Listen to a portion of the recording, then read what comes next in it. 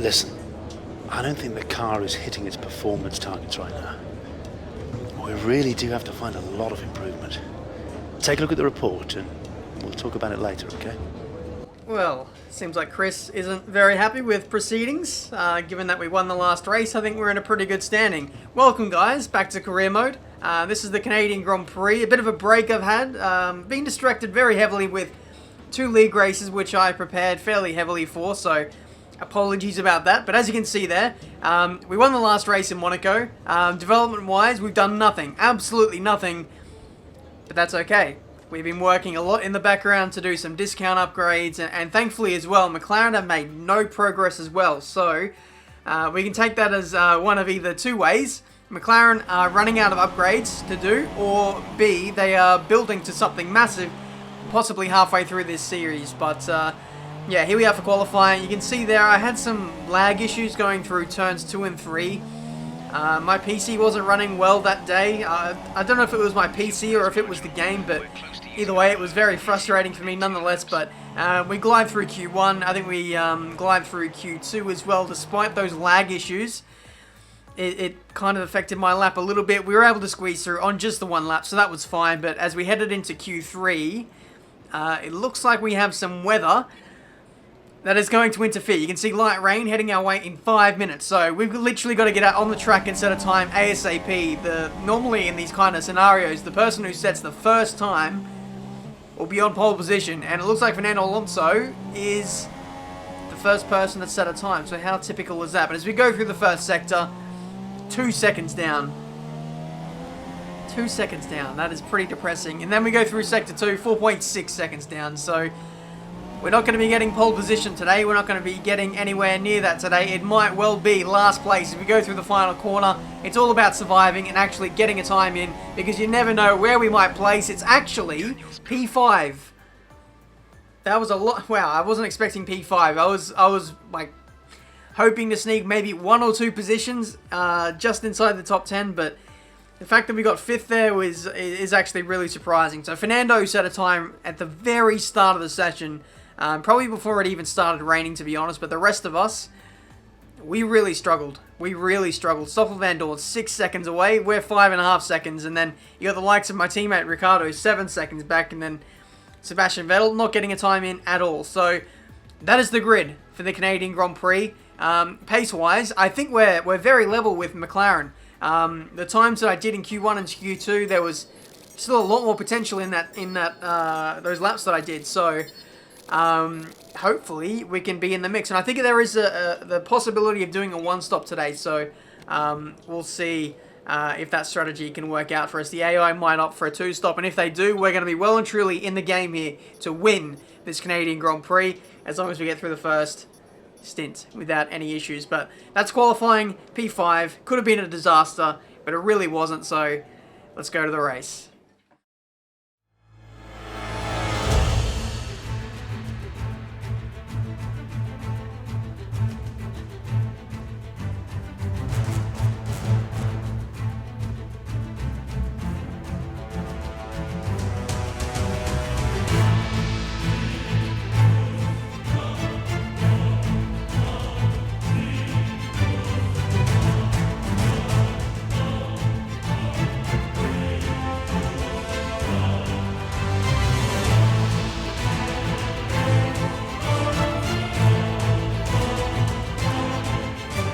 Drivers we are racing with, unbelievable.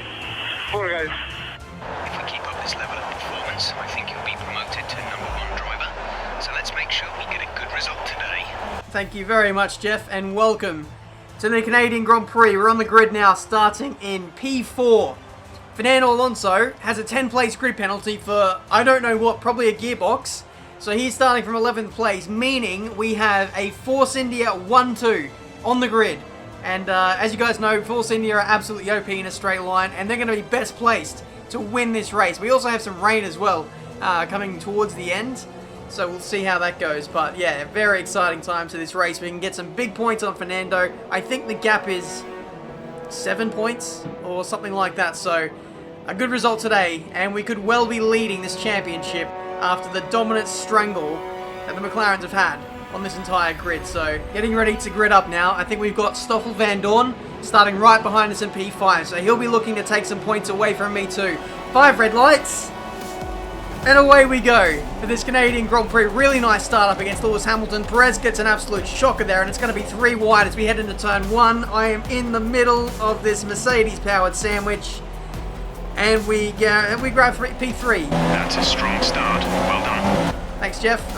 Why are you talking to me in the first opening corners of the Grand Prix? I'll never know, but anyway, side by side with Perez, around the outside, and that is us up into P2. So a dream start in this Canadian Grand Prix. I should have had a look at the replay cameras after the race to get the external shots of what Fernando Alonso was doing, but hopefully he is buried in traffic. That's what we can only hope for, but yeah, we'll wait and see how that goes for him. Next up is Ocon. It looks like initially he is struggling a little bit for pace. We were able to close him up so much. The gap was, I don't know, the best part of 2 seconds in the first sector or 2 of the opening lap, and now we've cut it down to nothing. He's going really slow as well. So the Force India, although they've made gains on us upgrade-wise in the last race, they are seemingly not on the same level as us, even on a track that fundamentally suits that car. So around the outside we go into the lead of this Canadian Grand Prix, and well, this is ours to lose now, isn't it? Like, Fernando Alonso down the order, Stoffel Van Dorn buried in traffic as well, and now we've got some pretty OP Mercedes-powered cars dominating P2 to P4, so it's going to be very tough for the McLarens to overtake those guys. They're going to have to do it on strategy or just through the corners or whatever, but yeah, things are looking absolutely awesome as well, and we will be doing the one-stop until the rain period hits, so we'll be stretching out these ultra-soft tyres until like lap 15. I do remember what happened in my ASR League race, so you can do the ultra-soft to super-soft stint, and you can make it to the end, so that is essentially what we're going to be doing. But for the moment, we're going to be burning fuel, building the gap to the cars behind. It is about 5 seconds. That was overestimating it a bit. 2.7 to Lewis Hamilton behind. This is the battle for P4, I think it is. Stoffel Van Dorn and Kimi Raikkonen going side by side into the hairpin. Meanwhile, we are coming to the final corner. That's how much of a lead we have over the nearest McLaren. It is really quite scary how much of a pace advantage we have today. Setting fast laps at will just about. And at this stage, I was worrying about like what the difficulty level was. I was thinking by somehow, maybe a glitch or something, it's gone down to 100 or 90 or something, but you'll find as I check later it is on 110 difficulty, but things just going our way. And the setup as well was really, really nice. 2.5 wings. I was doing like an open lobby on Xbox like last week, and I really found a sweet spot with that setup, and that's what I was running with in this video. So we have a yellow flag heading into turn number 1. I believe Kimi Raikkonen is out of the race, and we'll bring up a replay now to see what happened there. He gets into turn 1. There's absolutely no one around him. Reliability strikes the AI once again. So Kimi is out of this race. We might see the potential of a safety car, but as we head round for the next lap, absolutely nothing happens there. So I guess I really can't complain. I guess I get to keep my lead, keep my gap, and we can press on as we were. Fernando Alonso has made his way into P2 after pretty much all the leaders made their first stop. So it looks like Fernando is definitely on the one stop today, pitting on for the soft compound tyres.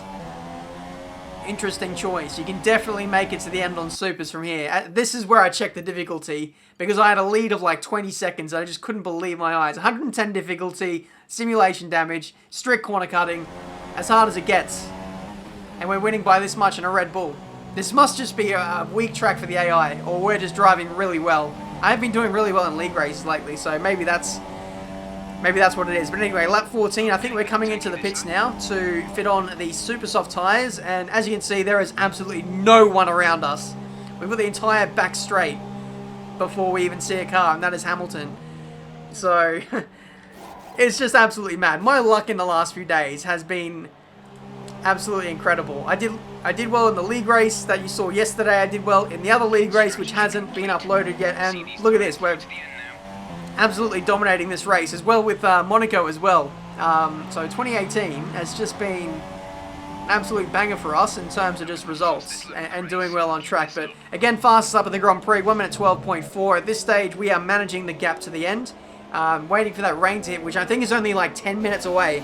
So we're still chugging along, making sure we keep the lap times up. I think the McLarens inherit P2 and P3 before Alonso made another stop, I think. Not entirely sure. It's all a bit confusing at the moment, but Ocon holds down P2. There's a lap car getting in our way. Kvyat, thank you very much for getting out of the way. Still 11 laps to go, Team Radio.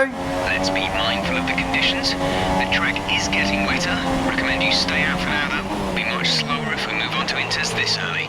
Okay, thank you very much, Jeffrey. The rain is definitely coming now. Literally only a few minutes away, so I think we might get away with maybe 1 or 2 laps on the dry tyres, and then we'll make the switch. So it's going to be a very short stint. I'm not too sure if it is going to go to heavy rain.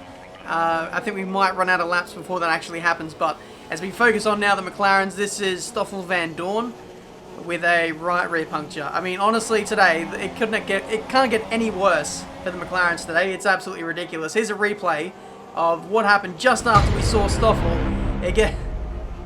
Oh no. He got absolutely demolished by, I think it was Nico Hülkenberg. He was actually defending from my teammate.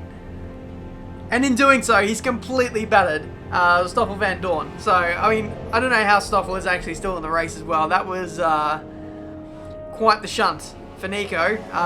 That rear end of the McLaren Honda is like literally impenetrable. It's a tank back there. And then as you watch Ricciardo, you see all this debris like fly right into his face. So, very lucky boy.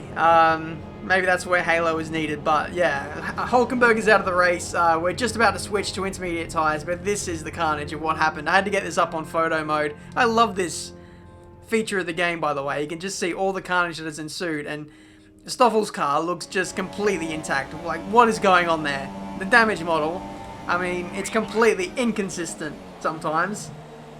Pretty much all the time. I don't know what I'm talking about, but lap 27 pretty much. We're literally just waiting for the call from Jeff. Like, it's literally only a minute or two away. Overtaking a couple lap cars as well. Hopefully Massa doesn't hold us up too much. Yes, he steps out of the way, so pretty easy for us. The gap is still like literally 20 seconds to Fernando Alonso, so it doesn't really matter when we pit. I think we're pretty much gonna hold on to the lead here. So we're playing it pretty safe, just waiting until Jeff gives us the call, and then we're diving in. Actually a nice move around the outside of Palmer as well, by the way, into that hairpin corner, but still waiting. The track looks very, very wet, and it's getting to the point where, like, do we even pit for intermediate tyres? But no, we got the call on lap 30, onto the inters, and you can see everyone in this pit lane, including that McLaren, who's a lap down now, by the way, are not for position. Fernando Alonso is still on the back straight, and literally, as I leave the pit lane, Fernando is only entering. I mean, I've been banging on about it so much in this video, but like, look at the lead we have. It's just, it's incredible. It's such a huge contrast to the opening like 5 races of the season that we've had so far. McLaren have just been nowhere. Even with the car that they have just not made the progress that I really thought they would in this race. Really close to Magnussen, by the way, through the fast right-hander. It's the last lap, so we're just bringing this home. Really lucky to avoid a bit of damage there. Speaking of someone who hasn't avoided damage, is Stoffel. He's having the race from hell today. I don't know. And he's on the dry tyres too as well. I don't know what's going on with him. This is Lewis Hamilton as well, on dry tyres. So some AI cars opting not to dive in for the wets, and they are paying the ultimate price now. I think Hamilton is going to fall outside the points as he gets overtaken by a Sauber. So a really, really bad day for some of our championship rivals. Into the Wall of Champions, loses half of his front wing, and he's going to finish his race like that pretty embarrassingly. But for us, though, it's just been the complete opposite. Like, we couldn't put a foot wrong today. We couldn't even... There was no way we weren't going to win this race. You know, no matter what the game threw at us, whether it be changeable conditions, slow AI cars, lap cars getting in the way, none of it could stop us. And we win the Grand Prix pretty darn dominantly in the end. 20 seconds back to Fernando Alonso, and we now take the championship lead. Victory for the team from Milton Keynes then, after a quality performance. So, Ant, how exactly did they set themselves apart from the pack today? Well, they clearly have a car that comes alive in the kind of conditions we were dealing with today. It's a very balanced package in the wet, and what that means is that the drivers have confidence to attack. And having that confidence gets you on the power earlier, it lets you brake later, and can put you a long way up the road. So here come our winning drivers today, and what a race it was. There's been a big push at the factory lately to get these cars ready, and we can see the fruits of that labour today as Red Bull lift the winner's trophy. So there we go, lads. It is a victory in this Canadian Grand Prix. Honestly, I did not see this coming. I thought we'd be pretty competitive heading into this race, but I didn't think that we'd win in the manner that we did today. That was absolutely awesome. I think I do have to say a bit of a apology as well, like about just the lack of action. That race, I mean, even I've got to say it, that was boring as hell. That really was. Like, there was no action after the first 3 laps. So I didn't want to make that video as long as what it needed to be. But it was just very dominant in the end. 8 stops for Stoffel Van Dorn. What a terrible day. Lewis Hamilton, very similar as well. 6 for him, and just a very, very bad day. Those guys are not going to win the championship, especially Hamilton. Stoffel is going to be a stretch for him. 69 points back. But yeah, we're level on points with Fernando. I actually thought we took the lead. We're technically tied for the lead, but yeah, in the end it was a pretty good recovery for Fernando, starting P11. Had to overtake a lot of cars.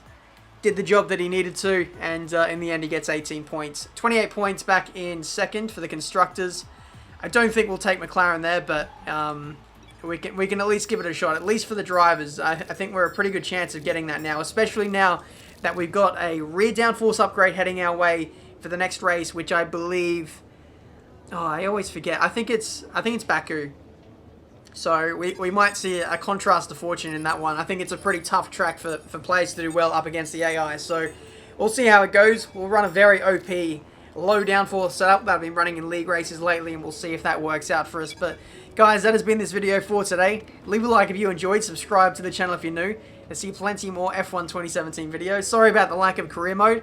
Like I said, I've been practicing a lot for like league races, and you can see it's obviously paying dividends in career mode now too. So yeah, let's hope we can continue that form that we've got at the moment. So thank you so much for watching. Until the next one, I'll see you next time.